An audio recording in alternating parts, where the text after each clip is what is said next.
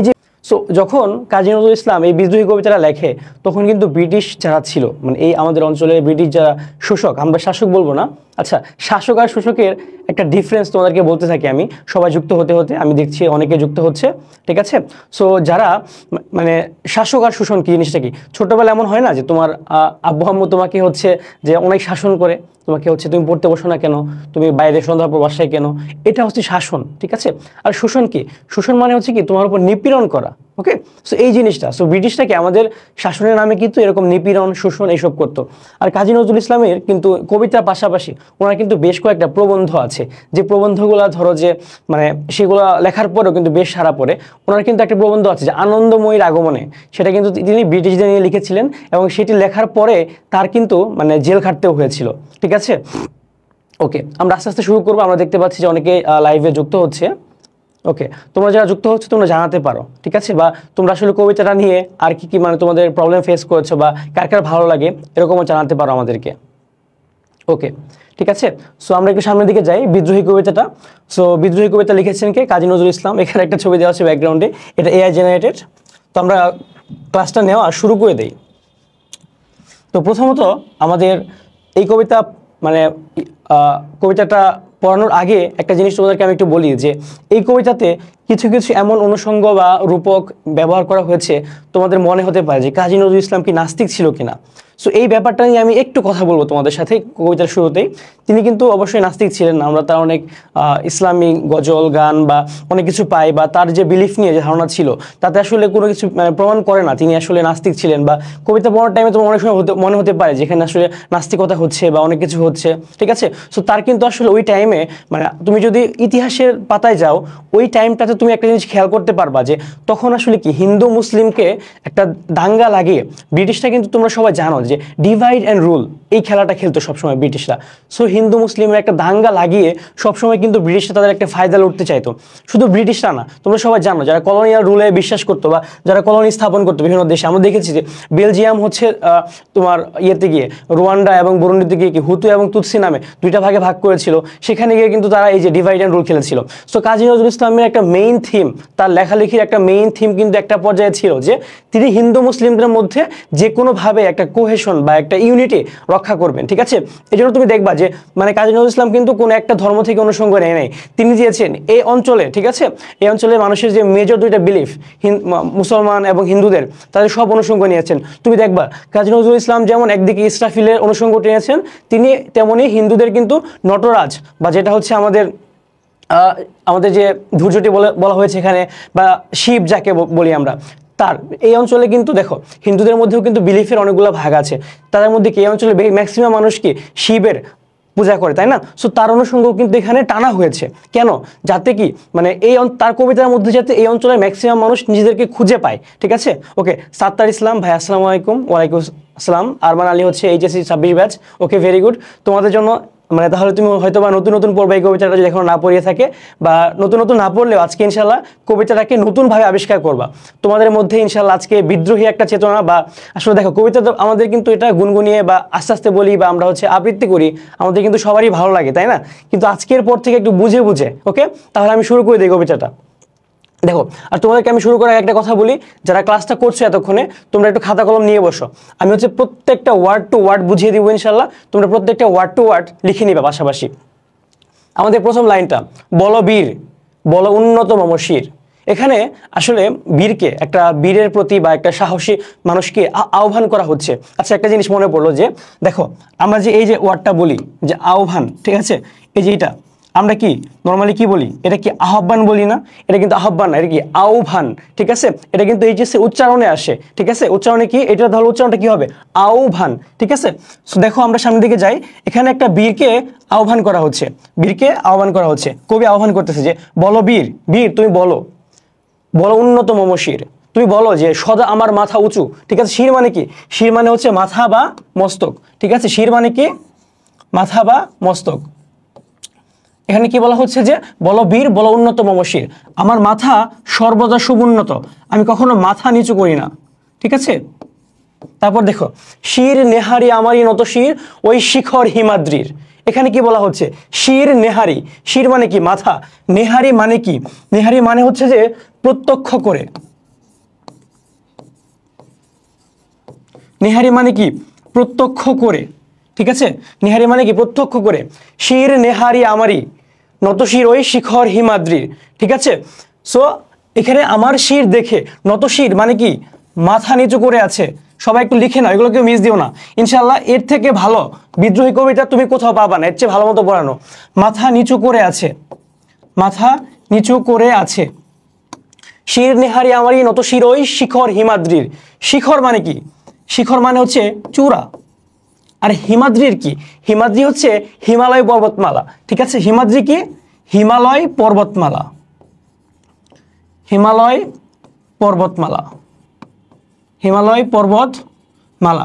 So এই লাইনটার সম্মিলিত অর্থ কি দাঁড়ালো, যে শির নেহারি আমারই, আমার উঁচু করা শির দেখে, নতশির ওই শিখর হিমাদ্রির, মানে আমার মাথা এত উঁচু হয়ে থাকবে যে হিমালয় পর্বতমালা পর্যন্ত, ঠিক আছে, তারা কি মানে লজ্জায় মাথা নিচু করে থাকবে। আয় হায়, এত মাথা উঁচু, মানে এত সমুন্নত কিভাবে, আমার চেয়েও সমুন্নত। সো দেখো হিমালয় পর্বতমালার যে সর্বোচ্চ শৃঙ্গ সেটার নাম কি, মাউন্ট এভারেস্ট। সো সেটাকে কিন্তু মানে ইন্ডিকেট করা হয়েছে, ঠিক আছে। আচ্ছা, একটা জিকের প্রশ্ন করি, যে বাংলাদেশ থেকে কিন্তু একটা দেখা যায়, ঠিক আছে, সেটার নাম কি, কাঞ্চনজঙ্ঘা, পঞ্চগড় থেকে। ওকে, সো আমরা একটু সামনের দিকে যাই এখন, যে আমি চির দুর্দম। দুর্দম মানে কি, যাকে কখনো নিবারণ করা যায় না, মানে তাকে কখনো আটকাইতেই পারবে না, ঠিক আছে, মানে আমাকে কখনোই নিবারণ করা যায় না। আমি চির দুর্দম, দুর্বিনীত, নৃশংস। দুর্বিনীত মানে কি, আমার মধ্যে কোনো বিনয় নাই, ঠিক আছে। নৃশংস মানে কি, আমি হিংস্র। তাহলে কি মানে কবি কি সবসময় দুর্বিনীত, সবসময় কি হিংস্র? সেটা কিন্তু না, কবি কিন্তু ক্ষেত্র বিশেষে, সেটাও আমরা সামনে পাবো, ঠিক আছে। সো চিরদুর্দম মানে কি, যাকে কখনোই নিবারণ করা যায় না, যাকে কখনোই নিবারণ করা যায় না, করা যায় না, ঠিক আছে। দুর্বিনীত কি, যার মধ্যে কোনো বিনয় নাই, ঠিক আছে, বিনীত না সে। নৃশংস মানে কি, হিংস্র। মহাপ্রলয়ের আমি নটরাজ, আমি সাইক্লোন, আমি ধ্বংস। এখানে কি মহাপ্রলয়, মহাপ্রলয় মানে কি, যে একদম সৃষ্টির যে ধ্বংসকাল, সৃষ্টির যে একদম ধ্বংসের দিনটা। দেখো এটা হচ্ছে হিন্দু ধর্ম অনুযায়ী যে সৃষ্টির যে ধ্বংস দিনটা, সেটাকে ইন্ডিকেট করা হচ্ছে। সৃষ্টির ধ্বংসকাল, সৃষ্টির ধ্বংসকাল, সৃষ্টির ধ্বংসকাল। মহাপ্রলয়ের আমি নটরাজ। নটরাজ মানে কি, দেখো নট, ঠিক আছে, নট ওয়ার্ডটা মানে কি, নট তারপর নটি, এই যে ওয়ার্ডটা নট নটি, এই দুইটা ওয়ার্ড, এগুলো মানে কি, যারা হচ্ছে তোমার নাচ করে, ঠিক আছে। তোমার এখানে দেখো যে নটরাজ মানে কি, তাহলে দেখো এখানে দুইটা ওয়ার্ড আমরা দেখি সবসময়, যে ওয়ার্ডগুলা এরকম যৌগিক শব্দ থাকবে সেগুলোকে একটু ভাগ করে দেখবা যে নিজেরাই অর্থ কি একটু বের করতে পারবা। নটরাজ মানে কি, যে মানে কি নাচের রাজা, যে ঠিক আছে, তাই না। এমনই তো হচ্ছে আমাদের যে নৃত্যের যে রাজা, নৃত্যের রাজা। মহাপ্রলয়ের আমি নটরাজ মানে কি, এই কনটেক্সটটা হচ্ছে যে এই নটরাজ কাকে আমরা মিন করতেছি, এটাকে আমাদের শিবকে মিন করা হচ্ছে, ঠিক আছে। মানে কি, হিন্দু ধর্ম অনুযায়ী মহাপ্রলয়ের দিন বা ধ্বংসের দিন, বা ইসলাম ধর্ম অনুযায়ী রোজ কিয়ামতের দিন, সেটা হিন্দু ধর্ম অনুসারে কি হবে, যে শিব একটা তাণ্ডব নৃত্য নাচবে, ঠিক আছে। সো এখানে নটরাজ আমরা কয়েকটা জিনিস পাবো সামনে। সো একটা লিস্ট রাখো, যে এখানে নটরাজ বলা হচ্ছে শিবকে। আরেকটা জিনিস একটু জেনে রাখো, যারা জানো না এখনো, শিবকে কিন্তু একটু পরে আমরা কি রাখবো, ধৈর্যটি বলে জানবো, ধৈর্যটি। তারপর আরেকটা জিনিস নামে আমরা জানবো, সেটা হচ্ছে কি পিনাক পানি। তাহলে একটু ইজি হবে তোমাদের বোঝার জন্য। পিনাক, একটু আমি এটা মুছে নেই। আচ্ছা, নটরাজ, ধৈর্যটি, আর হচ্ছে কি পিনাক পানি, পিনাক পানি। ওকে, আচ্ছা, কমেন্ট অনেকে বলছো যে ওকে, ঠিক আছে, অনেকে হাই দিয়েছে। আচ্ছা দেখো, সো মহাপ্রলয়ের আমি নটরাজ মানে কি, রোজ কিয়ামত দিবসের বা একদম শেষ সৃষ্টি ধ্বংসের কালের শিব, মানে আমাদের কবি সেই টাইমে কি সে নটরাজ হতে পারে, সে তাণ্ডব নৃত্য নাচতে পারে, ঠিক আছে। তারপর দেখো যে আমি সাইক্লোন, আমি ধ্বংস। সাইক্লোন জিনিসটা কি, সাইক্লোনের কাজটা কি, সে কি তার যে ধ্বংসলীলা। সো কবি কিন্তু এই লাইনটাতে তার মধ্যে একটা যে ধ্বংসলীলা ভাবান, সে যে ধ্বংস করে দিতে পারে সব, ঠিক আছে, সে ধ্বংসলীলার একটা মানে রূপ তুলে ধরছে কবি। তার মধ্যে যে বিধ্বংসী একটা ভাব, বিধ্বংসী ভাবটা সে তুলে ধরছে কবি এই লাইনটার মধ্যে, ঠিক আছে। আমি মহাভয়, আমি অভিশাপ পৃথিবীর। দেখো এখানে আমি মহাভয়, আমি হচ্ছে প্রচুর মানে ভয়ঙ্কর, আমি অভিশাপ পৃথিবীর। এই যে পৃথ্বী বা পৃথিবী উচ্চারণটা আমরা বলি, ঠিক আছে। এটা আসলে সংস্কৃতের আমাদের কি পৃথিবীটাকে আমরা মিন করতেছি, ঠিক আছে। আমি অভিশাপ পৃথ্বীর, আমি কি পৃথিবীর জন্য অভিশাপ, ঠিক আছে। এই লাইনে লিখে নিতে পারো কি আমি পৃথিবীর জন্য অভিশাপ, আমি পৃথিবীর অভিশাপ, পৃথিবীর অভিশাপ আমি দুর্বার, আমি ভেঙে করি সব চুরমার। এখানে কি বলতেছে, আমি দুর্বার, আমাকে কখনো কন্ট্রোল করা যাবে না, আমি সব ভেঙে একদম চুরমার করে দিব। সো এখানে আমরা কবিতাটা সোফার আমরা যতটুকু পড়লাম আমরা কি দেখতেছি, কবি আমাদের সবাইকে মানে যে বীর, কবি বীরকে তার মাথা সবসময় সমুন্নত রাখতে বলছেন এবং তিনি তার মধ্যে যে কিছু বিধ্বংসী, তার মধ্যে যে অবিনীত, তার মধ্যে যে একটা সবকিছুকে মানে কাউকে আমি পরোয়া করি না যে একটা ভাব, বেপরোয়া ভাব, সেই ভাবটাকে কবি তুলে ধরেছেন, ঠিক আছে। হ্যাঁ, শাওন শাহরিয়ার বলছে যে এই কবিতা পড়লে গায়ে লোম দাঁড়িয়ে যায়, গুজবাম্পস হয়। হ্যাঁ অবশ্যই, দেখো আমি যখন এই কবিতা হচ্ছে বুঝে পড়ি নাই তখন হচ্ছে একজন কমেন্ট করেছিল যে টিপু মুন্সিরটা হচ্ছে তুমি মানে দেখতা তার যে ইয়াটা মানে তার যে আবৃত্তিটা, আমি হচ্ছে এরকম টিপু মুন্সি দেখতাম, তারপর সব্যসাচী আছে একজন তারটা দেখতাম, মানে আমারও হচ্ছে মানে গাটা লোম দাঁড়িয়ে, তখন তো না বুঝে পড়তাম, বাট এখন যখন বুঝে পড়ি তখন ব্যাপারটা আরো ভালো হয়, ঠিক আছে। সো সোফার কারো কোনো প্রশ্ন আছে তোমরা একটু জানাতে পারো যে এই টাইমে আর কারো কোনো প্রশ্ন আছে কিনা। আচ্ছা, প্রশ্ন থাকলে আমাদের নেওয়া যাবে, আমরা একটু আপাতত সামনের দিকে যাই। দেখো এখানে আমি অনিয়ম উশৃঙ্খল, আমি দলে যাই যত বন্ধন, যত নিয়ম কানুন শৃঙ্খল, আমি মানি না কোনো আইন, আমি ভরাতরি করি ভরাডুবি, আমি টর্পেডো, আমি ভীম ভাসমান মাইন, আমি ধৈর্যটি এলোকেশে ঝড় অকাল বৈশাখীর, আমি বিদ্রোহী বিদ্রোহী সুত বিশ্ববিধাত্রীর। ওকে, এখানে আমরা কি মিন করতেছি, দেখো এখানে কবি কি মিন করতেছে, আমি অনিয়ম উশৃঙ্খল, কবি কোনো নিয়মকে পরোয়া করে না, ঠিক আছে। তোমরা নিজেদেরকে আবার এখানে খুঁজে পেও না যে আমি তো কোনো নিয়ম মানি না, আব্বা আম্মু যা বলে আমি কিছু শুনি না, আমি টাইম মতো কোর্সের ক্লাস করি না, আমি এটা করি না ওইটা করি না, এটা কিন্তু অনিয়ম উশৃঙ্খল না।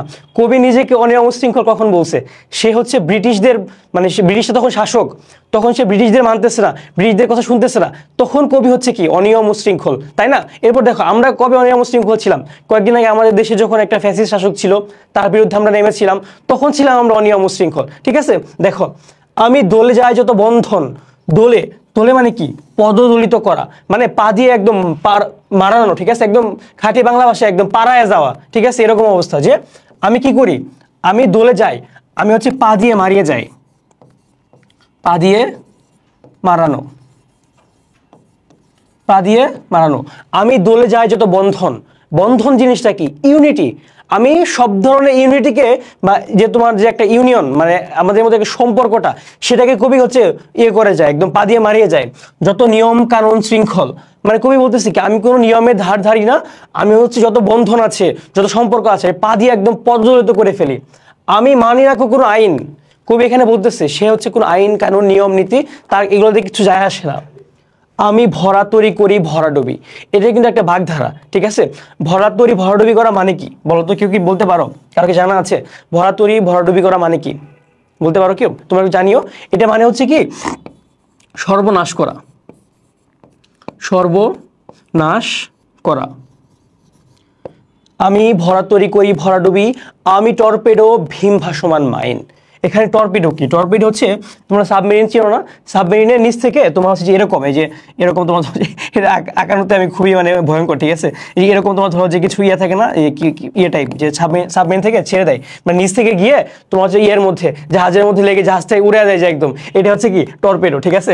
দেখো এটা হচ্ছে টর্পেডো মানে হচ্ছে কি ডুবোজাহাজ থেকে নিক্ষেপণ যুক্ত একটু ইয়েটা, ঠিক আছে।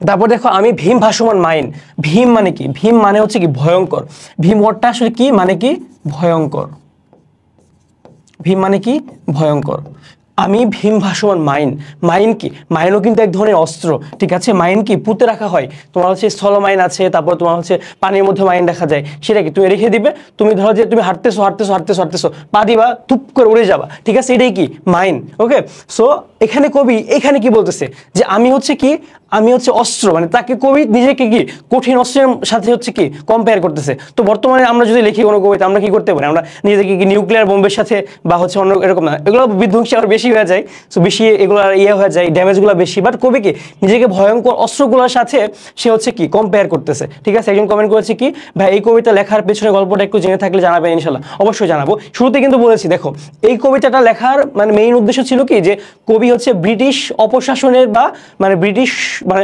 শোষণের বিরুদ্ধে, তাদের নিপীড়নের বিরুদ্ধে বাংলার যে তরুণেরা আছে, বাংলার যে বীর সন্তানেরা আছে, তাদেরকে উদ্বুদ্ধ করার জন্য কবি কিন্তু এই কবিতাটা লিখেছিলেন, ঠিক আছে, যাতে মানুষজন, আর প্লাস ব্রিটিশরা কিন্তু ভয় পেয়ে গেছিল এই কবিতা মানে লেখা যখন লিখে ফেলছে তখন, ঠিক আছে। দেখো আমি ধৈর্যটি মানে কি, তোমরা যদি শিবের কোনো ছবি দেখো, দেখো তার চুলটা কি একটু এলোকেশে থাকে না, ধৈর্যটি মানে কি এলোকেশে চুল, মানে এলোকেশে থাকা চুল, ঠিক আছে, মানে যে জট বলি আমরা, চুলে জট যে, ঠিক আছে, এটা এলো কেশ, ঠিক আছে, বা এলোকেশি, এলোকেশের কাকে মিন করতেছে আমি একটু কিন্তু বলে আসলাম, এখানে শিবের অনুসঙ্গ ব্যবহার করা হয়েছে, এটা কে, শিব, ঠিক আছে। আমি ধৈর্যটি, আমি এলোকেশে ঝড় অকাল বৈশাখের। আচ্ছা, এখানে এলোকেশে ঝড় মানে কি, তোমার দেখো মানে এখানে আমাদের কখন এলোকেশে হয়, তোমরা তো এখন হয়তো এখন কিন্তু ওইরকম ভাবে এটা দেখা যায় না, আগে যে একটা কালবৈশাখী ঝড় হইতো ছোটবেলা যখন আমরা গ্রামে যেতাম বা আমরা যারা গ্রামে থাকতাম, আমরা এখনো যারা থাকি গ্রামে, কিন্তু একটা জিনিস দেখা যেত, সেটা কি কালবৈশাখী হইতো, তাই না? কালবৈশাখী টাইমে কি হইতো, মানে হুটহাট সব ঠিকঠাক আছে, হুটহাট অন্ধকার হয়ে গেল, একটা ভয়ঙ্কর একটা ঝড় টার্ন নিল না। কবি এখানে কি মিন করতেছে, যে আমি হচ্ছে অল্প সময়ের মধ্যে এরকম কালবৈশাখী ঝড়ের মতো হয়ে যেতে পারি, ঠিক আছে, এটা বলতেছে। ওকে, তারপর দেখো এখানে কি বলতেছে, আমি বিদ্রোহী সুত, আমি বিদ্রোহী, কবি যে বলতেছে আমাকে যে আমি নিজে বিদ্রোহী, আমি বিদ্রোহী সুত, সুত মানে কি, এখানে সুত মানে হচ্ছে পুত্র, আমি বিদ্রোহী প্লাস আমি বিদ্রোহীর পুত্র, ঠিক আছে, এরকম বোঝাচ্ছে যে আমি বিদ্রোহী পুত্র, এরকম বলতেছে কবি বিশ্ববিধাত্রীর, আমি তো নিজে বিদ্রোহী এবং আমি হচ্ছে বিশ্ববিধাত্রীর বিদ্রোহী পুত্র, এরকম ভাবে বোঝাচ্ছে। ওকে, ব্যাপারটা বুঝতে পারছো? যেমন এই সুত মানে কি পুত্র, তারপর তো কন্যার ভালোই আছে কি তনয়া, তাই না, কন্যার ভালো তোমার ধরো যে সিনোনিম গুলো আছে সেগুলো কি তনয়া, এই যে তনয়া, এগুলো কি কন্যার। সো এইখানে এই ক্ষেত্রে তোমরা হচ্ছে অনেকেই ধরো যে অনেক ভর্তি পরীক্ষা দিবা, সো মানে অ্যাডমিশন টেস্ট যেগুলো আছে আমাদের, অ্যাডমিশন টেস্টের টাইমে তোমরা দেখবা যে আসলে বিভিন্ন জায়গায় বাংলা পরীক্ষা দিতে হয়, তখন কি হয় দেখবা যে অনেক সিনোনিম আসে, মানে বাংলায় অনেক সমার্থক শব্দ আসে, বিপরীতার্থক শব্দ আসে, ঠিক আছে। সো এখানে দেখো যে আমাদের এই সব পার্ট থেকেই মানে বইয়ের ভেতর থেকে কিন্তু সমার্থক শব্দগুলোকে তুলে দেয়। হ্যাঁ, আচ্ছা, একজন বলছে যে আমি রিজভিত ভাইয়ের ভার্সিটি পরিবেশে ছিলাম, ক্যামেরার যে ইস্যু সাউন্ড হচ্ছে সেটার পুনরাবৃত্তি হচ্ছে, একটু ফিক্স করেন, ক্যামেরা হচ্ছে সাউন্ড হচ্ছে না, তোমরা একটু জানিও তো সবাই যারা ক্লাস করছো যে আচ্ছা, বিশ্ববিধাত্রী মানে কি, মানে বিশ্বের যে বিধাতা, ঠিক আছে, বিশ্ববিধাত্রী মানে কি, যে হচ্ছে বিশ্ববিধাতা,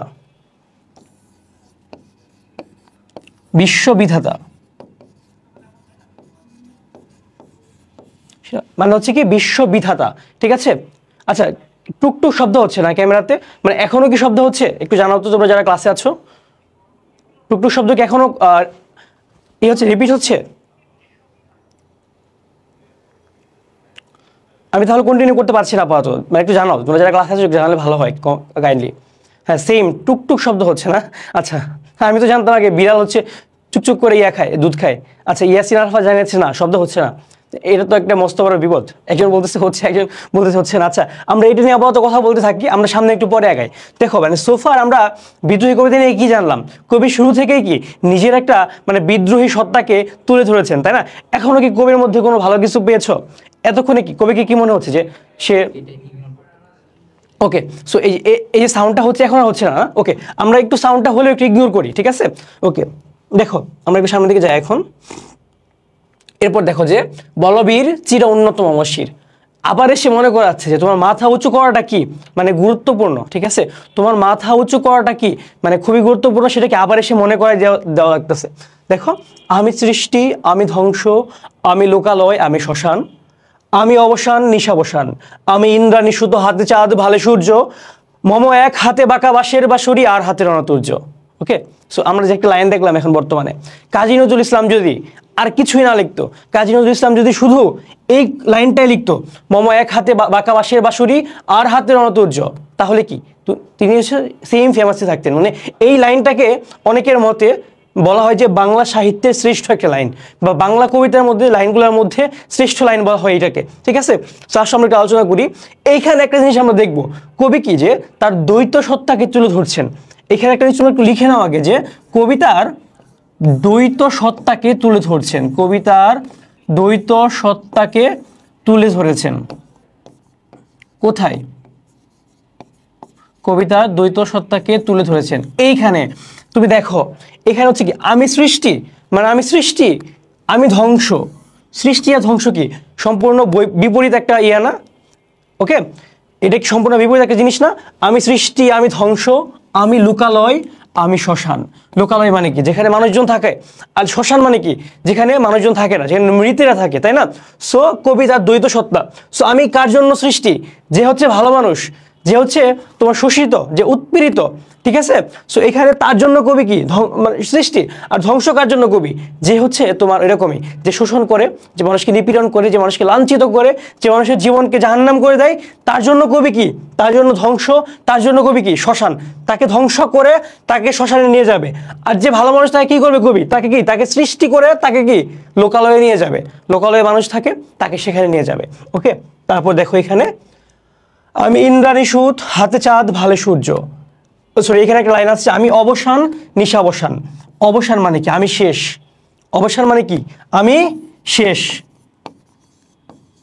আর এখানে কি? নিশাবসান। দেখো, নিশাবসান মানে কি? নিশির অবসান, ঠিক আছে? নিশি কি? রাত, রাত্রি শেষ। দেখো, অবসান মানে কি? আমার সব শেষ, আমি সব হারাই ফেলছি, আমার কিচ্ছু নাই। কিন্তু নিশাবসান কি? আবার রাত্রি শেষ, একটা নতুন দিনের শুরু। একটা নতুন দিন মানে কি? তোমার নতুন করে আসা, নতুন করে বেঁচে থাকা, সেই জিনিসটা বোঝানো হয়েছে। নিশাবসান কি? রাত্রি শেষ, রাত্রি শেষ। আর এখানে কি? যে নতুন একটা শুরুর যে একটা প্রতীক, নতুন শুরু করার যে একটা উদ্যম, সেটাকে তুলে ধরা হয়েছে। আমি ইন্দ্রাণী সুত, হাতে চাঁদ, ভালে সূর্য। এখানে ইন্দ্রাণী সুত মানে কি? ইন্দ্রাণীর ছেলে। আচ্ছা, এখানে ইন্দ্রাণী সুত থেকে একটু ছোটখাটো বিশ্লেষণ দরকার আছে। দেখো এখানে ইন্দ্র, ঠিক আছে? ইন্দ্রের স্ত্রী হচ্ছে কি? ইন্দ্রের স্ত্রী হচ্ছে ইন্দ্রাণী, ঠিক আছে? ইন্দ্র হচ্ছে একজন দেবতা হিন্দু ধর্ম অনুসারী। ইন্দ্রের স্ত্রী কি? ইন্দ্রাণী, ঠিক আছে? আবার এখানে ইন্দ্রাণী সুত মানে কি? ইন্দ্র এবং ইন্দ্রাণীর যে ছেলেটা, ইন্দ্রাণী সুত, সেকে তার নাম হচ্ছে কি? জয়ন্ত, ঠিক আছে? আশা করি তোমরা এই ব্যাপারটা বুঝতে পারলা ক্লিয়ারলি, যে ইন্দ্রের স্ত্রী হচ্ছে ইন্দ্রাণী, ইন্দ্রাণীর ছেলে হচ্ছে ইন্দ্রাণী সুত বুঝাইছি আমরা, তার নামটা হচ্ছে কি? জয়ন্ত। সো আমরা এই যে ইন্দ্রাণী সুত, এটাকে আমরা জয়ন্ত দিয়ে রিপ্লেস করতে পারি। ওকে, এটাই যে আমি ইন্দ্রাণী সুত, হাতে চাঁদ, ভালে সূর্য। কারণ ইন্দ্রের হচ্ছে হাতে চাঁদ থাকে, আবার ভালে সূর্য। ভাল মানে কি? কপাল, কপাল, ঠিক আছে? ভাল মানে কি? কপাল। তো এখানে কি? তারও একটা দ্বৈত সত্তাকে বোঝানো হচ্ছে না? ঠিক আছে, দেখো এখানে হাতে চাঁদ, হাতে চাঁদ মানে কি? চাঁদ কিসের প্রতীক? চাঁদ কি? গভীর রাতে তোমাকে কি আলো দেয় না? চাঁদ কি? তোমার অন্ধকারের মাঝে একটুখানি আসা না? সেটাই কি? তোমার চাঁদ। আর ভালে সূর্য মানে কি? ভাল মানে কি? কপাল, কপাল। এখানে সূর্য কি? সূর্য কিসের প্রতীক? সূর্য একটা বিধ্বংসের প্রতীক। আবার সূর্য কি? শক্তির একটা প্রতীক হয় না? একটা শক্তিমত্তার প্রতীক হিসেবে আমরা ধরতে পারি সূর্যকে। তো এখানে কি একটা দ্বৈত সত্তা না? তোমার কাছে কি? তোমার হাতে চাঁদ আছে এবং তোমার কপালে কি? সূর্য আছে। তার মানে কি? তোমার মধ্যে দুই জিনিসটাই আছে। তোমার মধ্যে এখানেও একটা দ্বৈত সত্তার পরিচয় পাওয়া যায়। তারপরের লাইনটা বাংলা সাহিত্যের সবচেয়ে শক্তিশালী যে লাইনটা, মম এক হাতে বাঁকা বাঁশের বাঁশরি, আর হাতে রণতুর্য। এখানে কি বোঝাতে চাচ্ছে কবি? এখানেও কিন্তু একটা দ্বৈত সত্তা। দেখো এই যে মম এক হাতে বাঁকা বাঁশের বাঁশরি মানে কি? আমার এক হাতে বাঁকা বাঁশের বাঁশরি। বাঁশরি মানে কি? যে বাঁশিটা, ঠিক আছে? বাঁশি, আমরা যে বাঁশি বাজা, তোমরা কি বাংলা সিনেমায় দেখো না যে বাংলা সিনেমায় হচ্ছে ইয়ে করে, যে বাঁশি বাজিয়ে বাজিয়ে নায়িকাকে ডাকে, হ্যাঁ, তারপর হচ্ছে নায়িকা হচ্ছে বের হয়ে আসে বাঁশির শব্দ শুনে, এরকম। এটা কি? মানে ভালোবাসার একটা জিনিস, ভালোবাসার একটা অনুষঙ্গ, যে বাঁশি বাজিয়ে তুমি হচ্ছে এনজয় করতেছো বা তুমি ডেকে আনতেছো এটা। আর একটা রণতুর্য কি? রণতুর্য হচ্ছে কি? বিউগল। তোমরা কি কেউ বিউগল চেনো? বিউগল জিনিসটা? তো বিউগল জিনিস হচ্ছে কি? তোমার যুদ্ধের টাইমে যে দামামা বাজে, ঠিক আছে? মানে যুদ্ধের টাইমে যে রণতুর্য মানে কি? বিউগল। সেটা কি? দামামা বাজে যুদ্ধের টাইমে। তোমার ধরো যে রণক্ষেত্রে তোমার যে যে সাউন্ডটা দিয়ে মানুষকে উজ্জীবিত করা হয়, যে জিনিসটা ব্যবহার করে, ঠিক আছে? সেটা কি? রণতুর্য। ওকে, সো এই পার্টটাতে ধরো, এই পার্টটা তোমার কোথাও বিশ্লেষণ করা আসলো, বা এইচএসসিতে তো ধরো যে সিকিউ আসে, সিকিউতে কিন্তু এরকম পার্ট দিয়ে দিতে পারে, এইটুকু পার্ট উপরে লিখে দিল, তারপর ধরো বি নাম্বারে এই করলো যে এই উদ্দীপকটাতে বা এই যে ইয়াটা আছে আমাদের এখানে, এখানে কবির কোন ধরনের সত্তাকে তুলে ধরা হয়েছে, তখন তুমি আলোচনা করতে পারো যে এখানে কবির কি দ্বৈত সত্তাটাকে আলোচনা করা হয়েছে। তারপর ধরো এই শেষে তোমার 4 নম্বরে বললো যে মম এক হাতে বাঁকা বাঁশের বাঁশরি, আর হাতে রণতুর্য। এটাতে আসলে কি মিন করে? এখানে তুমি শুরু করতে পারো এভাবে যে কবির দ্বৈত সত্তাকে বোঝানো হয়েছে। কবি হচ্ছে যে যেরকম, মানে ধরো যে একটা যে শোষণ করে, কবি তার জন্য শোষক হয়ে আসবে। আবার যে নিপীড়িত লাঞ্ছিত, তার জন্য কবি কি? তার জন্য সে কবি তার একটা তোমার তাকে এসে কি মানে তাকে বাঁচাবে এসে, ঠিক আছে? সো এই পার্টটা আমাদের ক্লিয়ার হইলো। আসো আমরা কি সামনের দিকে যাই এখন। এখানে দেখো যে আমি বেদুইন, আচ্ছা, টর্পিডো কি কোনো অস্ত্রের মতো? ঠিক আছে, একজন হচ্ছে অন্য সত্যি কথা বলতে কি আমাদের এই লাইফটা এখন অনেকগুলো পেজে চলতেছে, ঠিক আছে। সো আমি হচ্ছে অনেকে কমেন্ট পড়তে পারতেছি না, আমার সামনে একটা আছে। সো আমাদের মোটামুটি 7-8টা লাইভ চলতেছে। সো এখানে একজন প্রশ্ন করেছিল যে টর্পিডো কোনো অস্ত্রের মতো কিনা। ওকে, টর্পিডো হচ্ছে কি তোমাকে বলি আমি, টর্পিডো হচ্ছে তোমার যে ডুবোজাহাজ বা সাবমেরিন থেকে ধরো, আমি আঁকা কিন্তু খুবই দুর্বল, তা একটু তোমাদেরকে বুঝাই। সাবমেরিন হচ্ছে কি, মানে সাবমেরিন কি, মানে সাবমেরিন মানে সমুদ্রের যে নিচে যে জিনিসটা, ধরো সাবমেরিন হচ্ছে যেটা, এটা ধরো যে সাবমেরিন, ঠিক আছে। সাবমেরিন পানির নিচে চলে এটা, ঠিক আছে। ধরো যে আমি এখানে সাবমেরিনে বসে আছি, তো এখানে ধরো যে এই সাবমেরিনের নিচ থেকে কিছু অস্ত্র তোমার ধরো এখানে আরেকটা সাবমেরিন আছে, ঠিক আছে। এটা ধরো যে ইন্ডিয়ার সাবমেরিন, আমি বাংলাদেশে আছি। সো আমি হচ্ছে এইখান থেকে তোমার একটা অস্ত্র, যেটা হচ্ছে তোমার এরকমই এত বড় হইতে পারে বা একটু বড় হইতে পারে বা এতটুকু হইতে পারে, সেই জিনিসটা কি করবে তোমার এখান থেকে গিয়ে এটাকে তোমার একদম ধ্বংস করে দিবে, ঠিক আছে।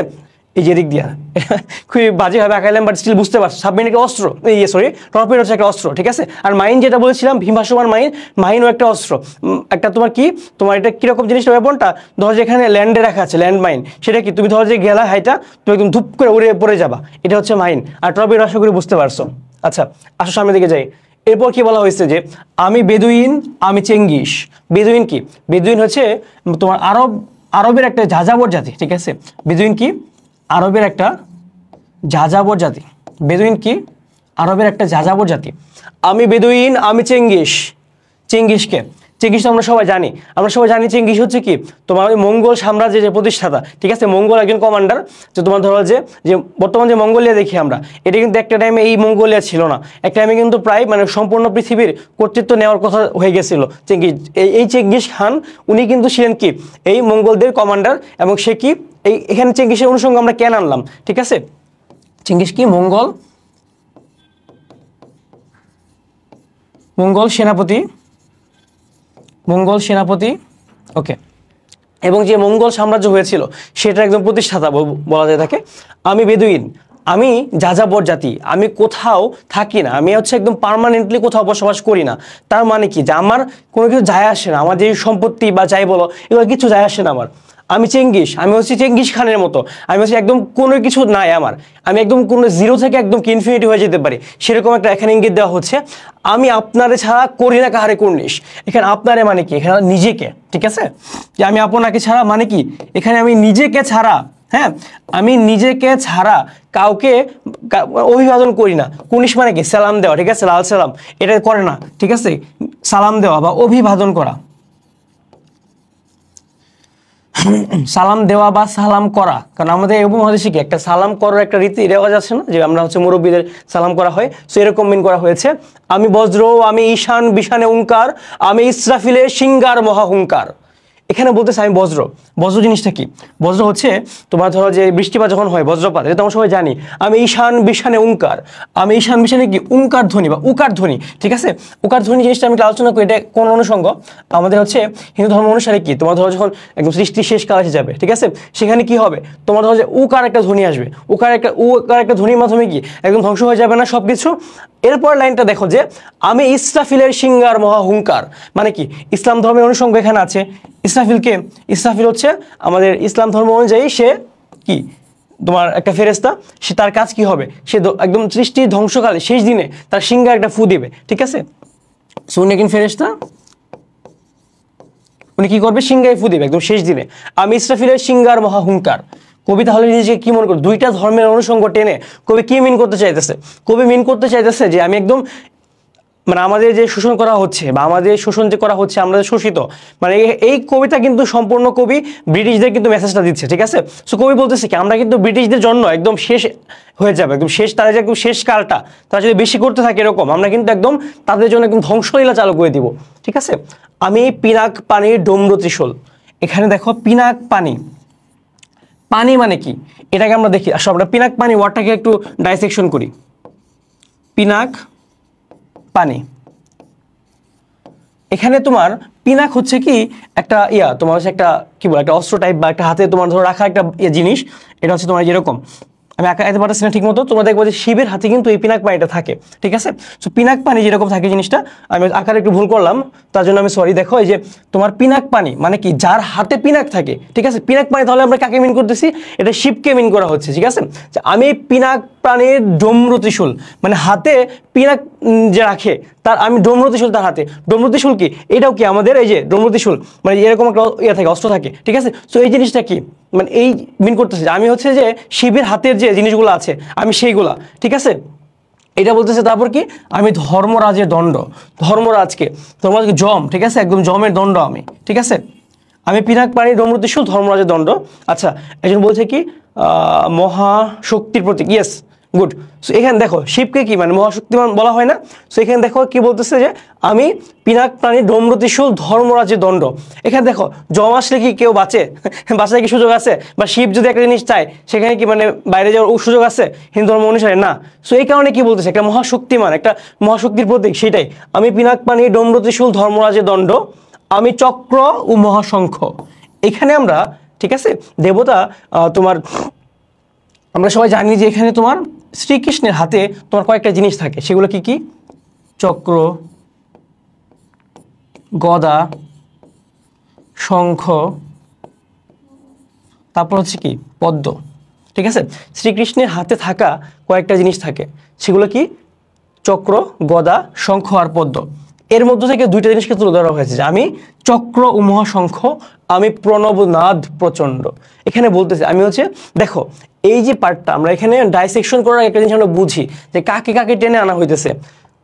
এখানে তোমার যারা সৃষ্টি ধ্বংসলীলায় অংশ নিবে তারা, তারপর হচ্ছে তোমার এখানে যারা হচ্ছে তোমার একদম মহাশক্তিমান এই উপমহাদেশের যে মেজর রিলিজিয়ন সেই অনুযায়ী, তারপর তাদের যে জিনিসগুলা, তারা যে জিনিসগুলো দিয়ে মানে এরকম ধ্বংসলীলায় বা এরকম যারা হচ্ছে খারাপ, যারা শোষণ করে তাদেরকে ধ্বংস করবে, সেই জিনিসগুলোকে তুলে এনে এই ব্যাপারটাকে কিন্তু মানে আরো শক্তিমান করা হচ্ছে। কবি কিন্তু ব্রিটিশদের ভয় পাওয়াই দিচ্ছে যে হ্যাঁ মানে আমি কিন্তু এগুলো হইতে পারি, ঠিক আছে, তোমরা যদি বেশি এইসব করতে থাকো আমি কিন্তু এরকম হয়ে যাবে, আমি প্রণবনাদ প্রচণ্ড, মানে আমি একদম ধ্বংস করে একদম সব শেষ করে দিব, ঠিক আছে।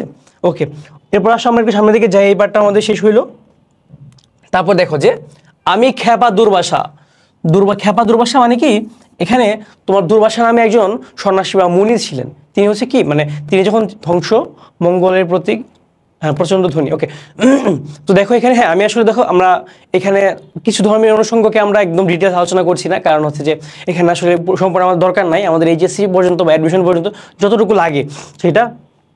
আমি খ্যাপা দুর্বাসা, খ্যাপা দুর্বাসা মানে কি, যে দুর্বাসা কিন্তু একজন কোপন সহাবিষ্ট মুনি ছিলেন, তার রোষানলে কেউ পড়লে একদম আগুনে পুড়ে একদম ছারখার করে ফেলতো।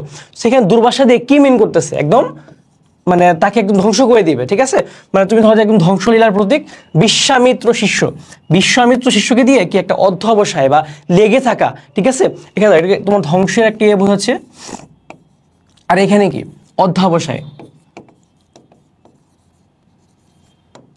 অধ্যবসায় জিনিসটা কি এখানে বিশ্বামিত্র, ঠিক আছে। বিশ্বামিত্র হচ্ছে কি উনি কিন্তু ব্রাহ্মণ ছিলেন না, তিনি তার কঠিন পরিশ্রমের মাধ্যমে, কঠিন অধ্যবসায়ের মাধ্যমে সে কিন্তু পরে ব্রাহ্মণত্ব লাভ করেন। সো এইটা বুঝাচ্ছি আমাদেরকে। সো এখানে কবি আসলে কি মিন করতে চেয়েছিল সেই ব্রিটিশ অপশাসনের বিরুদ্ধে, যে আমরা হইতে এমন না হইতে পারি, আমরা এখন ব্রাহ্মণ না, মানে ব্রাহ্মণ আসলে এলিট ক্লাস তো, তাই না। তো ওইখানে ব্রিটিশদের মতো আমরা এলিট না হইতে পারি, কিন্তু আমরা কিন্তু কঠিন অধ্যবসায়ের মাধ্যমে কি এদেরকেও ক্রস করে চলে যাব, ঠিক আছে। এরকম একটা মিনিং দিছে।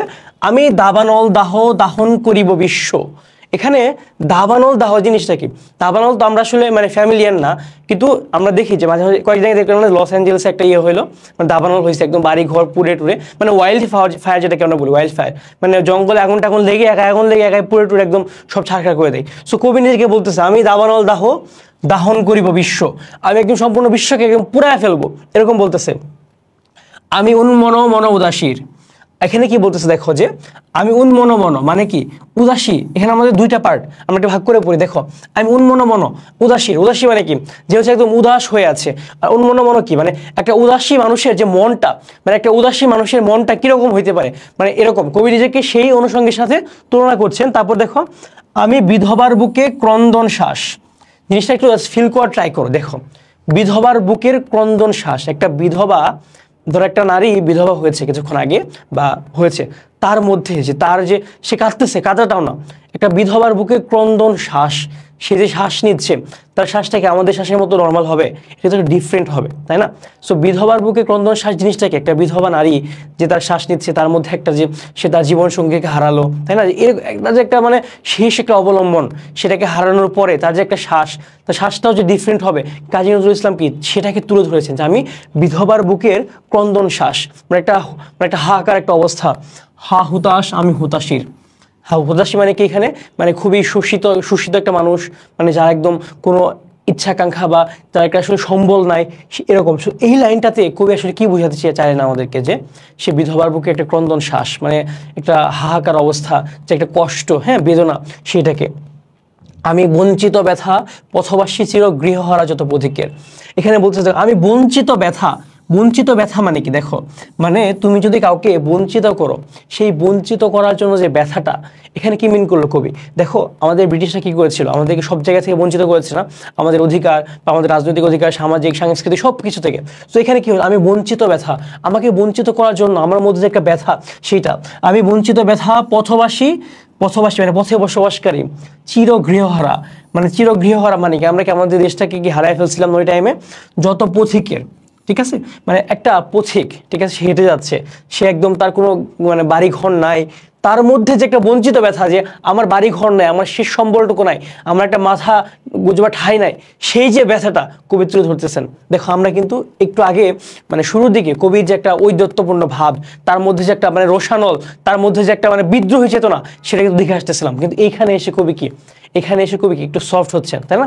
দেখো আমি অবমানিতের মরম বেদনা, মানে যাকে অপমান করা হয়েছে, যাকে সায় সম্বলহীন করা হয়েছে, আমি তার মরম বেদনা কি মানে মন, এখানে মরম কি মানে মন, তার হৃদয়, মন বা হৃদয়, মরম মানে কি মন বা হৃদয় লিখে নিতে পারো। আমি হচ্ছে যাকে অপমান করা হয়েছে, আমি তার মনের বেদনা, ঠিক আছে, তার মনের আমি বেদনা, বিষ জ্বালা। দেখো এখানে মানে এই যে তোমার মনে যে একটা বেদনা, একটা বিষের মতো জ্বালা, একটা বেদনা কি বিষের মতো জ্বালা দেয় না আমাদেরকে? আমাদের লাইফেও কিন্তু এমন মোমেন্ট আসছে যে আমরা মানে মানে বোঝানো যায় না, একটা কথা আছে না, যার জ্বালা সে জানে, মানে তোমার জ্বালাটা সেটা তোমার মধ্যে যে একটা বিষের মতো একটা প্রভাব ফেলবে, তোমার হৃদয়ের মধ্যে একটা ক্ষত আনবে, সেটা প্রিয় লাঞ্ছিত বুকে গতি ফের। দেখো এখানে লাঞ্ছিত বুক মানে কি, যাকে লাঞ্ছিত করা হয়েছে তার বুকে আমি আবার গতি ফিরবো। দেখো প্রিয় লাঞ্ছিত বুক কি, কবির কাছে কিন্তু যে লাঞ্ছিত মানুষ সে কিন্তু প্রিয়, তাই না? সো এখানে প্রিয় লাঞ্ছিত বুকে গতি ফের, তার বুকে আমি আবার আশা সঞ্চার করব, ঠিক আছে? সেখানে কি মিন করলাম আমরা, মানে লাঞ্ছিত বুকে কি আশার সঞ্চার করা, নতুন করে আশার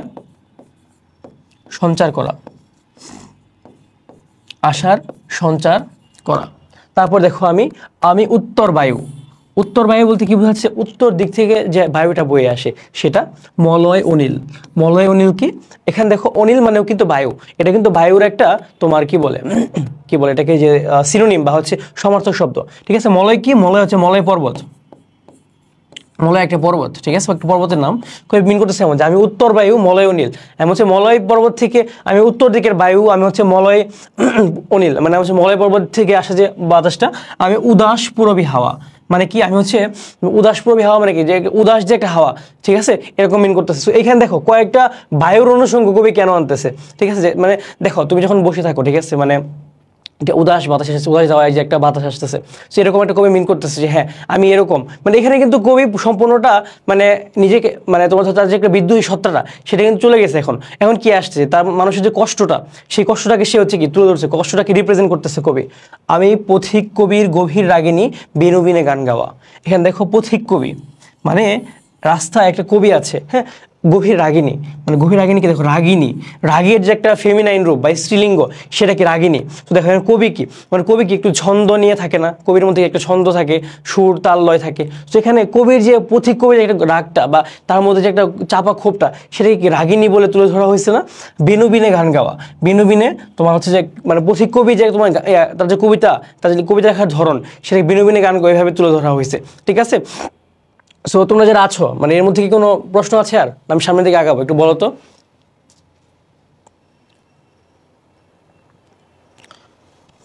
ওকে, তোমরা কি বুঝতে পারছো সবাই?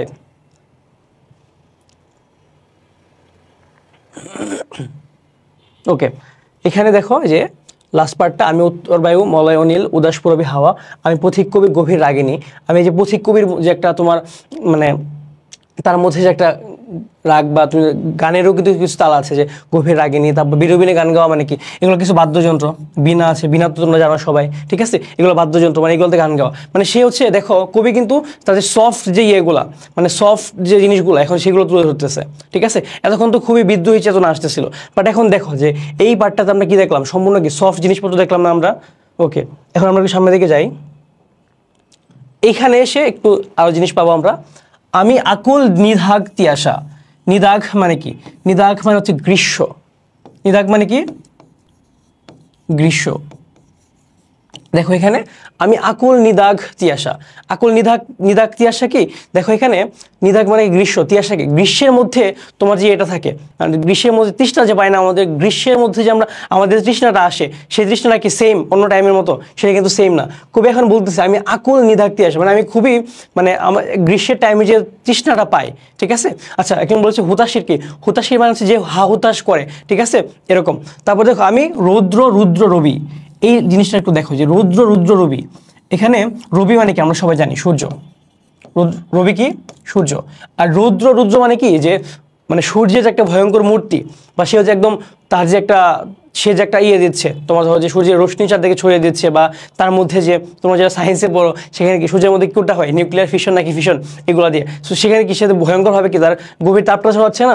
সেখানে দেখো আমি রৌদ্র রুদ্র রবি, মানে সূর্যের যে যে ইয়েটা তোমার শক্তিমান রূপটা সেটাকে তুলে ধরা হয়েছে। আমি এখানে দেখো একটা জিনিস বলতেছি যে প্রথম লাইনে সে কি বোঝায় যে আমি আকুল নিদাঘ তিয়াসা, মানে কি আমি গ্রীষ্মের মধ্যে যে একটা বথিকে যে একটা তিয়াসা তৃষ্ণা, আমি সেইটা, আবার এখানে সে বলতেছে আমি রৌদ্র রুদ্র রবি। দেখো হে আকুল নিদাঘ তিয়াসা কেন হয়? সেটা কি সূর্যের জন্য হয় না? সূর্যের অনেক তাপ যখন থাকে তখন কি তোমার তৃষ্ণা পায় না খুব বেশি? কবি হচ্ছে সেই তিয়াসাটা হচ্ছে, আবার কবি কি এই সূর্যটাও হচ্ছে। একটা কথা আছে না যে তুমি হাকিম হয়ে হুকুম করো, এই টাইপ মানে ব্যাপারটা হয়ে যেতেছে, তাই না? তারপর দেখো যে আমি মরুনির ঝড়। মরুনির ঝড় মানে কি? মরুভূমির মধ্যে ঝর্ণা। মরুনির ঝড় কি? মরুভূমির ঝর্ণা। আমি মরুনির ঝড় ঝড় ঝড়, মানে মানে মরুভূমির মধ্যে ঝর্ণা বয়ে যাওয়া ঝর্ণা কবি। আমি শ্যামলিমা ছায়াছবি।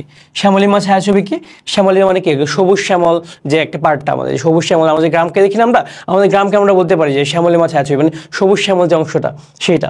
ওকে, সো এখানে দেখো কবি কিন্তু তার একটা ডিফারেন্ট মানে দ্বৈত রূপটাকে তুলে ধরলো। আর এই যে পার্টটা, এই পার্টটাতে আমরা একটু খুবই মজার একটা জিনিস পাবো। এখানে কবি দেখো, আমি একটু পড়ার আগে কয়েকটা জিনিস একটু বলে নিয়ে আমি একটু বলি তোমাদেরকে। দেখো আমি অরফিয়াসের বাঁশুরি, মহাসিন্ধু উতলা ঘুম ঘুম, ঘুম চুমু দিয়ে করি নিখিল বিশ্বের নির্ঝুম, মম বাঁশুরির তানে পাশুরি, আমি শ্যামের হাতের বাঁশুরি।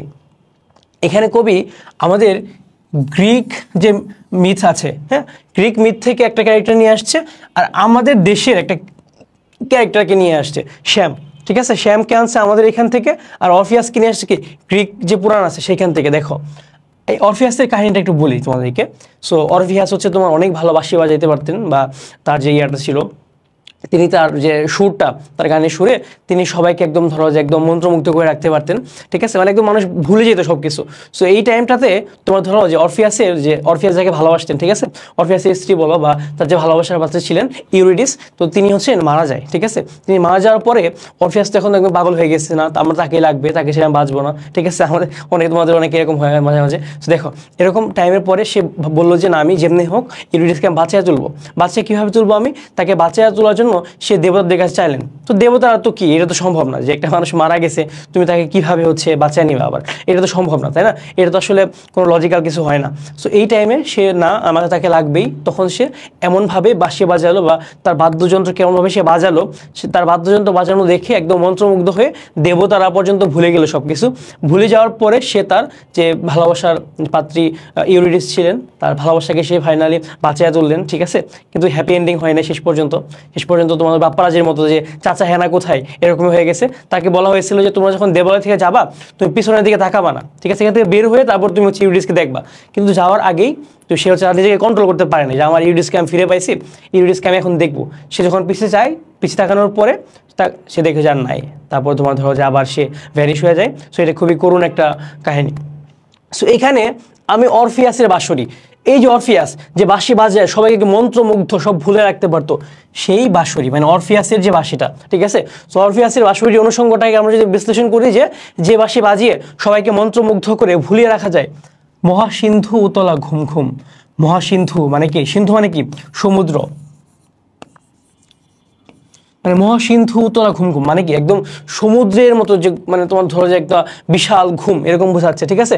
আমি অরফিয়াসের বাঁশরি মহাসিন্ধু উতলা ঘুম ঘুম মানে কি? অরফিয়াসের বাঁশি বাজালে মানুষের এমনভাবে মন্ত্রমুগ্ধ হয়ে থাকতো, এটাকে তুলনা করেছে কি মানে সমুদ্রের সমান বিশালতার সাথে, ঠিক আছে। ঘুম চুমু দিয়ে করি নিখিল বিশ্বে নিঝুম। ঘুমচুমু, আচ্ছা এখানে ঘুমচুমু জিনিসটাকে তোমাকে একটু বোঝাই আমি।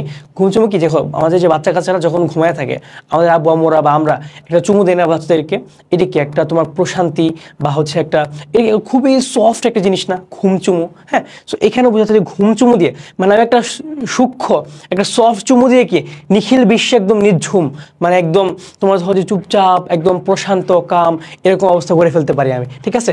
মম বাঁশরির টানে পাশরি মানে আমার বাঁশরির টানে ভুলে থাক মানে একদম ভুলে থাকবে সবকিছু। পাশরি মানে কি? ভুলে যাওয়া।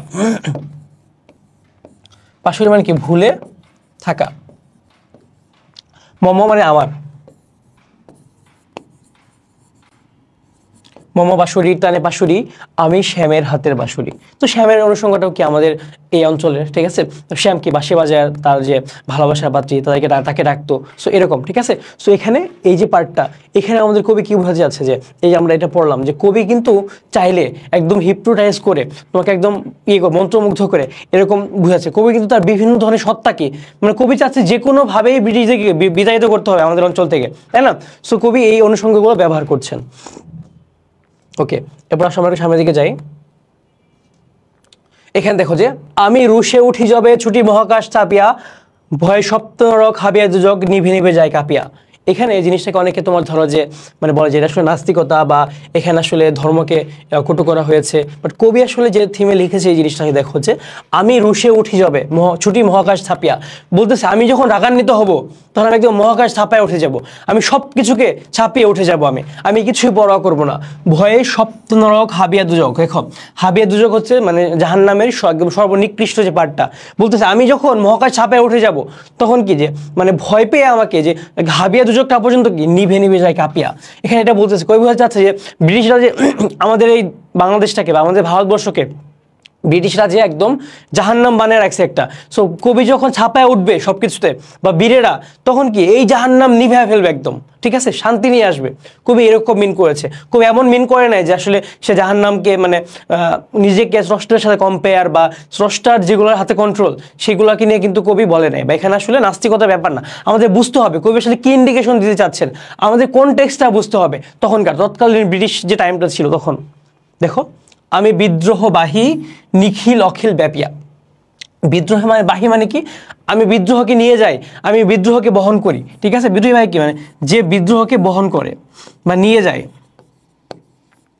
যে বিদ্রোহকে বহন করে।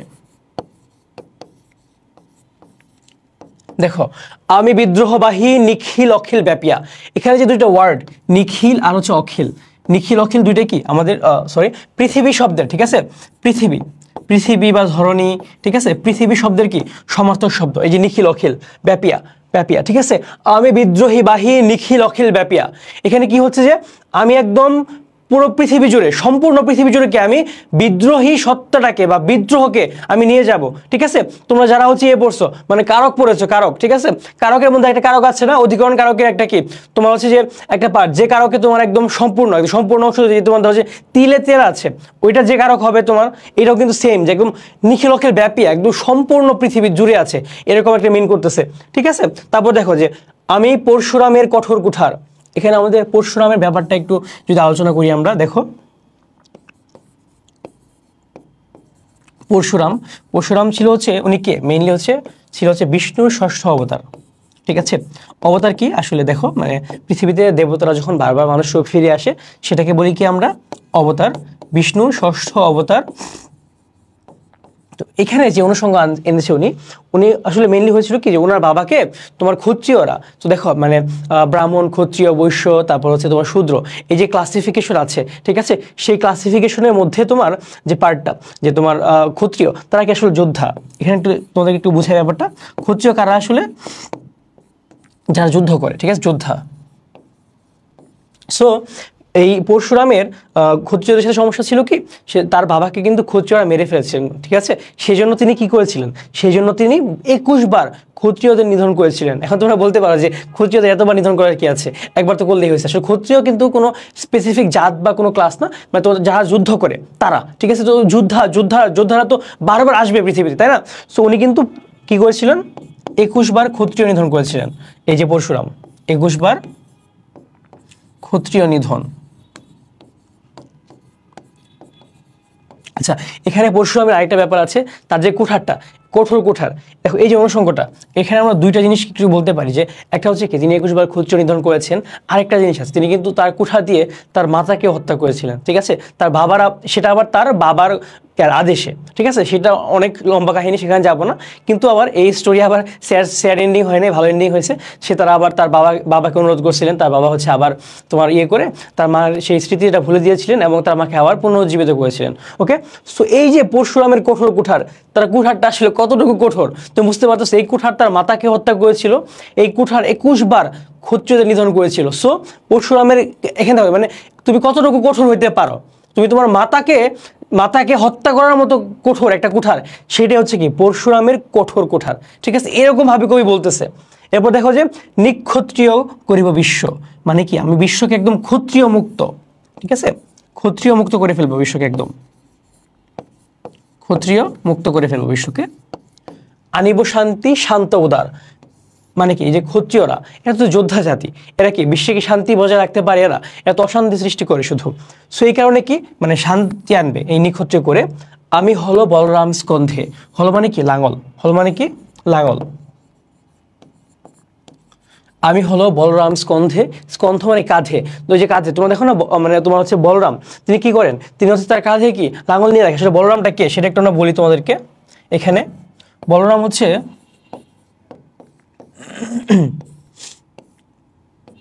তিনি হচ্ছে একজন তোমার শ্রীকৃষ্ণের বৈমাত্রীয় ভ্রাতা।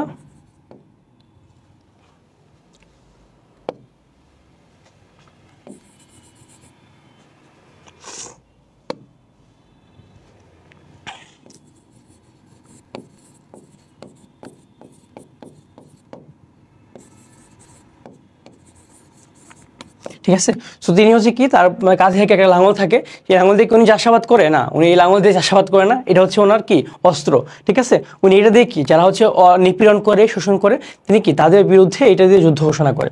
আমি উপারি ফেলিব অধীন বিশ্ব অবহেলে নবসৃষ্টির মহানন্দে। এখানে বলতেছে আসলে যে একটা যে অধীন বিশ্ব আছে, ঠিক আছে, সেই অধীন বিশ্বকে কি তিনি এই লাঙল দিয়ে তিনি একদম উপারি ফেলবেন, একদম এটাকে ধ্বংস করে ফেলবেন। এই যে একটা অধীন ইয়াটা আছে, অধীন বিষয়টা আছে, সেটা থাকবে না। ওকে, সো এই পার্টটাতে আমরা কি দেখলাম, দেখো কবি হচ্ছে যে বিদ্রোহী সত্তাটা, সে হচ্ছে মানে একদম কঠিন ভাবে যারা তোমার দমন করে, এই যারা শোষক, ঠিক আছে, তাদেরকে দমন করার যে একটা কঠিন ভাব, সেই ভাবটাকে কবি হচ্ছে এখানে তুলে ধরছে যে আমি এত কঠিন হইতে পারি। আমরা কবিতার একদম পিক মোমেন্টে চলে আসছি, একদম লাস্ট জায়গায় চলে আসছি। সেখানে দেখো তোমরা কি আছো সবাই, ক্লাসটা করছো যারা, তোমাদের কোনো প্রশ্ন থাকলে তোমরা জানাতে পারো আমাদেরকে। দেখো, মহাবিদ্রোহীর অনুক্লান্ত আমি সেই দিন হব শান্ত, যবে উৎপীড়িতের ক্রন্দন রোল আকাশে বাতাসে ধ্বনিবে না, অত্যাচারীর খড়গ কৃপান ভীমরণভূমি রণিবে না, মহাবিদ্রোহীর অনুক্লান্ত আমি সেই দিন হব শান্ত। আমি বিদ্রোহী বীর বিশ্ব ছাড়াই উঠিয়াছি একা চির উন্নত শির, ঠিক আছে। সো এইখানে আচ্ছা, স্কন্ধ মানে বুঝো নাই, স্কন্ধ মানে হচ্ছে তোমার কাঁধ, ঠিক আছে। তোমার কিভাবে বুঝাবো, তোমার ধরো যে তোমার কাঁধে তুমি একটা লাঙল রাখলে, এইভাবে যে এই জিনিসটা তো রাখলাম আমি আমার কাঁধে, ঠিক আছে, তুমি কাঁধে লাঙল নিয়ে ঘুরতেন না, সো স্কন্ধে এইটাই। ওকে, তারপর দেখো এখানে বারটাতে যে মহাবিদ্রোহী রণক্লান্ত, মহাবিদ্রোহী মানে আমি একদম বিদ্রোহ করতে করতে একদম সবচেয়ে বড় বিদ্রোহী হয়ে গেছি। রণক্লান্তকে আমি যুদ্ধ করতে করতে ক্লান্ত,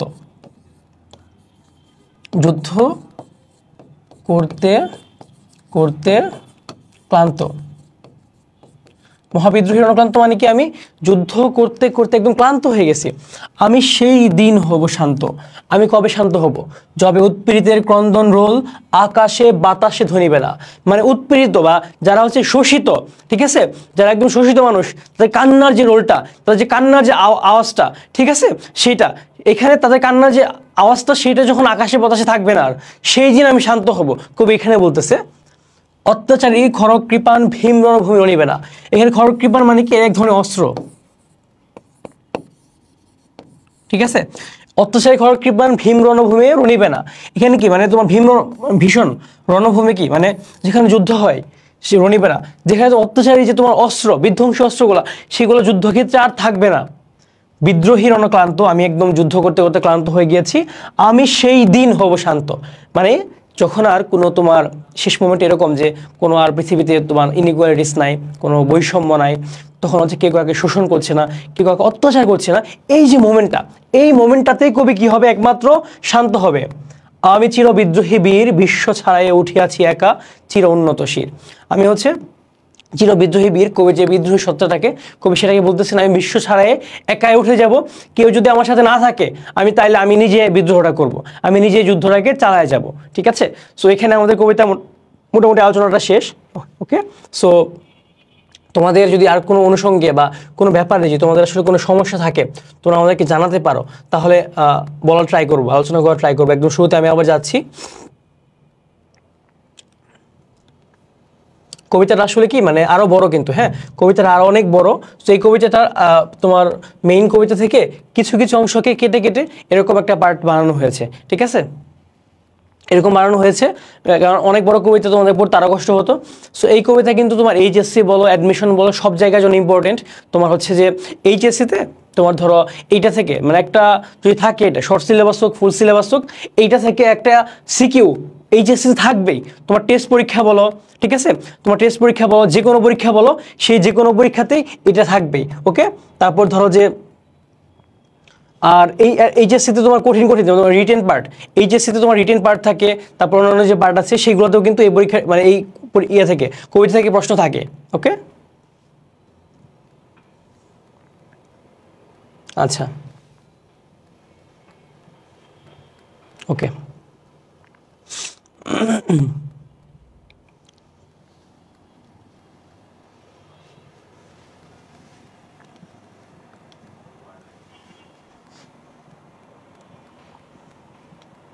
আচ্ছা, একজন জিজ্ঞাসা করছে খড়গ কৃপান দেখতে কেমন, তোমাকে আমি দেখাচ্ছি একটু হিরে।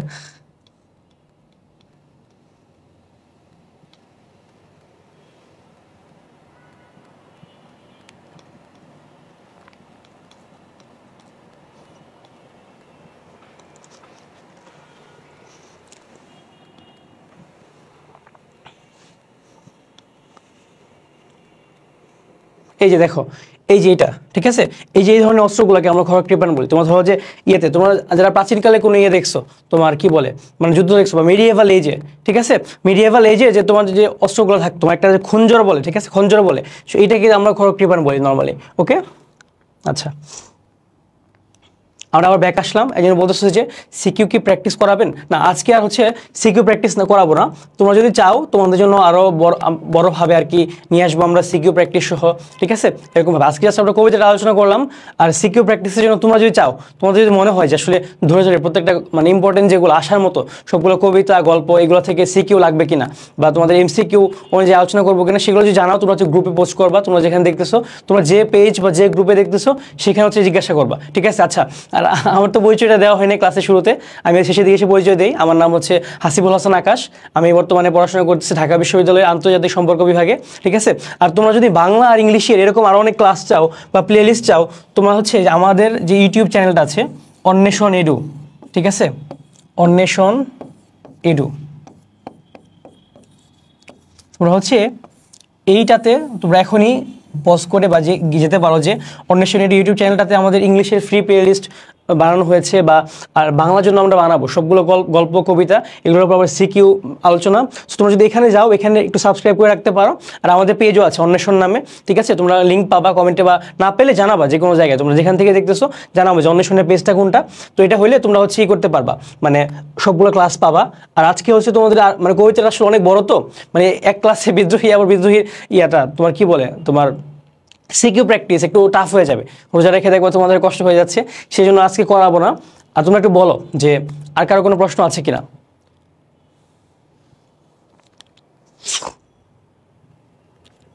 আর কারো কোনো প্রশ্ন, বা তোমরা আসলে কোন বিষয়ের উপর ক্লাস চাও, বা আর যে কোনো কোনো কিছু জানতে চাও কিনা, তাহলে হচ্ছে আমরা জানাবো।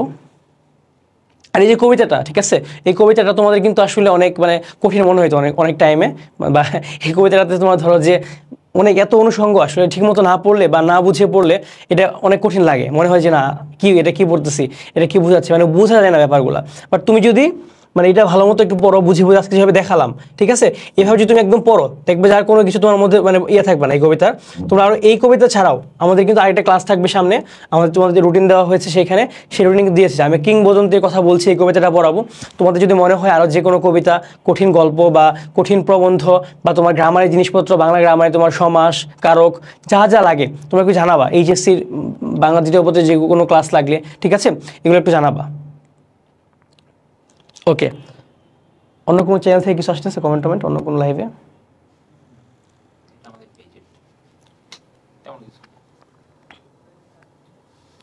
আচ্ছা ঠিক আছে, তাহলে হচ্ছে যে আমরা একটু পরে শেষ করব। তোমাদের যদি আর কোনো প্রশ্ন না থাকে, আশা করি সবার সব কিছু ক্লিয়ার হয়ে গেছে। ওকে, শেষ করতে হবে। ওকে ঠিক আছে তাহলে। আর তোমাদের কিন্তু ক্লাসে যে রুটিন দেওয়া হয়েছে সেখানে বাংলা ইংলিশ ক্লাস নেওয়া হচ্ছে, তো তোমরা একটু থাকবা যে ক্লাস কী কী লাগে, বা তোমরা যদি করতে চাও, বা কোনো কিছু যে তোমাদের কোনো প্রশ্ন থাকলে বা অন্য কোনো ক্লাস চাইলে, সেগুলো আমাদেরকে জানাবা, ঠিক আছে? কারণ এইচএসসি পরীক্ষা সামনে এসে পড়তেছে, আর তোমাদের কিন্তু যারা হচ্ছে অনেকে আসো এখান থেকে মেডিকেল পরীক্ষা দিবা, বা অনেকে অন্যান্য পরীক্ষা দিবা, তোমরা কিন্তু বাংলা জিনিসটাকে একটু ভালো মতো পড়ে রাখবা, ঠিক আছে? বাংলা পড়লে তোমার অনেক পরীক্ষায় কিন্তু বাংলা কাজে লাগে। হ্যাঁ, সো আমরা ক্লাসটা শেষ করি, আর তোমাদের সামনে আরও ইংলিশ ক্লাস নিব আমরা। সবাই ভালো থাকো, ইনশাল্লাহ নেক্সট কোনো লাইভে আবার দেখা হবে। আল্লাহ হাফিজ, আসসালামু আলাইকুম।